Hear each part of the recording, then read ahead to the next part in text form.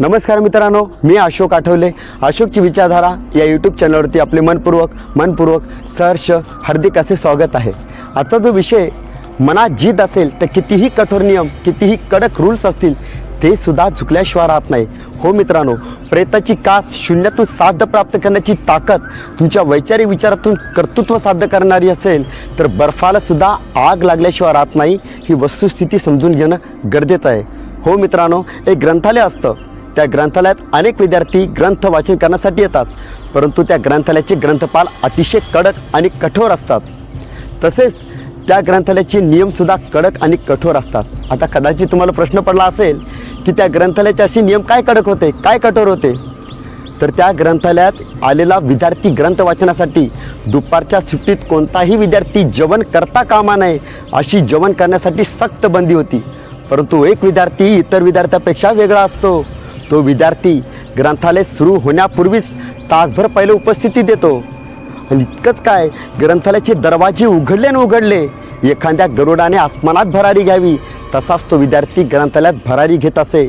आणि ग्रंथ वाचण्यात, ते पुस्तक वाचण्यात इतका मग्न होत असे, इतका बेधुंद होत असे की एखादी नदी एखाद्या समुद्रात मग्न व्हावी, एखादी नदी एखाद्या समुद्रात बेधुंद व्हावी, अशा प्रकारे तो वाचन करत असे.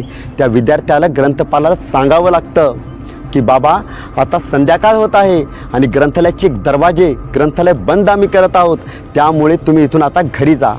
परंतु ग्रंथपालाच्या लक्षात येतं की इतका बेधुंद, इतका पुस्तकामध्ये मग्न असणारा हा विद्यार्थी नेमका दुपारच्या सुट्टीत करतो तरी काय, हे आपण जाणून घेतलं पाहिजे. म्हणून ग्रंथपाल दुसऱ्या दिवसाची वाट पाहतात. दुसरा दिवस उगवतो, सूर्याची पहिली किरण पडती न पडती तसाच तो विद्यार्थी रोजप्रमाणे तासभर पहिलेच उपस्थिती देतो. जसेच ग्रंथालयाचे दरवाजे उघडले तसाच तो विद्यार्थी त्या ग्रंथालयाचा आणि ग्रंथालयाचाच होऊन जातो. परंतु ग्रंथपाल हे अतिशय कडक अशा नजरेने, एखाद्या तीक्ष्ण बाणासारखी नजर ठेवून त्या विद्यार्थ्यावर असतात. व तसे दुपारची सुट्टी होते व तसाच तो विद्यार्थी खिशातून पाव खात असतो. परंतु ग्रंथपालाच्या लक्षात येतं की तो विद्यार्थी आता पाव खात आहे. तसंच त्या विद्यार्थ्याला कळून चुकतं की ग्रंथपालाच्या लक्षात आले की काय, आपण या ग्रंथालयाचे नियम तोडले, या ग्रंथालयाचे रूल तोडले. तसाच तो विद्यार्थी दोन्ही हात जोडून ग्रंथपालाला जाणीवपूर्वक क्षमा मागतो, माफी मागतो. ग्रंथपालजी, आम्ही ग्रंथालयाचे नियम तोडले, आम्ही गुन्हेगार आहोत, परंतु आम्हाला माफी असावी ग्रंथपालजी, आम्हाला क्षमा करा. तसेच ग्रंथपाल सांगतात, तुम्ही या ग्रंथालयाचे नियम तोडलेत, तुम्ही या ग्रंथालयाचे रूल्स तोडलेले आहेत, तुम्हाला शिक्षा ही भोगावीच लागेल. तसा तो विद्यार्थी लाख कोशिश करतो आणि त्या ग्रंथपालाला सांगतो, ग्रंथपालजी, या जगातली कितीही मोठी भयानक शिक्षा असेल ती शिक्षा भोगण्यासाठी आम्ही तयार आहोत, परंतु ग्रंथपालजी, आम्हाला या पुस्तकापासून, या ग्रंथापासून, या ग्रंथालयापासून मात्र दूर करू नका. तसेच ग्रंथपाल सांगतात की तुम्हाला शिक्षा ही भोगावीच लागेल. शिक्षा काय द्यायची आणि काय द्यायची नाही ते आम्ही ठरवणार.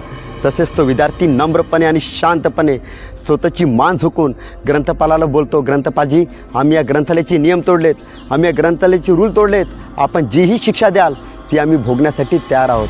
तसेच क्षणाचा विलंब न साधता ग्रंथपाल त्या विद्यार्थ्यांना सांगतात. ग्रंथपाल म्हणतात, मी घरून येताना जेवणाचा एक डबा आणत असतो, पण उद्यापासून जेवणाचे 2 डबे आणणार, त्यातला एक डबा तुम्ही खायचा आणि एक डबा मी खाणार, ही तुमच्यासाठी शिक्षा असेल. ग्रंथपालाचं बोलणं ऐकून तो विद्यार्थी अतिशय भारावून जातो. डोळ्यातून टप अश्रू वाहतात. अरे, ग्रंथालय सुरू होण्यापूर्वी तासभर पहिली उपस्थित देणारा तो विद्यार्थी, ग्रंथालयाचे दरवाजे उघडले, आकाशात एखाद्या गरुडाने झेप मारावी तसाच ग्रंथालयात भरारी मारणारा तो विद्यार्थी, पुस्तकात आणि ग्रंथात वाचनात इतका मग्न, एखादी नदी एखाद्या समुद्रात मग्न व्हावी तसा तो वाचनात मग्न होणारा तो विद्यार्थी, दुसरा तिसरा कोणी नसून भारतीय राज्यघटनेचे शिल्पकार परमपूज्य विश्वरत्न डॉक्टर बाबासाहेब आंबेडकर होते. सांगायचं आशय इतकाच आहे की मनात एखादी जिद्द असेल, एखादं ध्येय प्राप्त करण्याची ताकद असेल, त्या जगातला कितीही कडक नियम किंवा कितीही कठोर रूल्स असेल तो सुद्धा झुकल्याशिवाय राहत नाही. यशाचं कमळ सुगंधित प्राप्त करण्यासाठी जोपर्यंत तुमचे 10,000 तास काम करण्याचे होत नाहीत तोपर्यंत तुम्ही शून्यातून साध्य प्राप्त करू शकत नाही.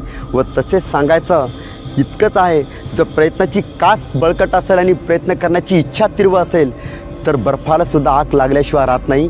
सांगायचं आशय, आजच्या माझ्या सहकारी मित्र बांधवांना इतकाच आहे, सुशिक्षित बांधवांना इतकाच आहे की अशी नवीन नवीन व्हिडिओ पाहण्यासाठी किंवा नवीन नवीन माहिती प्राप्त करण्यासाठी अशोकची विचारधारा या यूट्यूब चॅनलला सर्वाधिक जास्तीत जास्त कमेंट, सबस्क्राईब, शेअर या माध्यमातून प्रेम द्या व तसेच माझ्या फेसबुक पेजलाही सर्वाधिक जास्तीत जास्त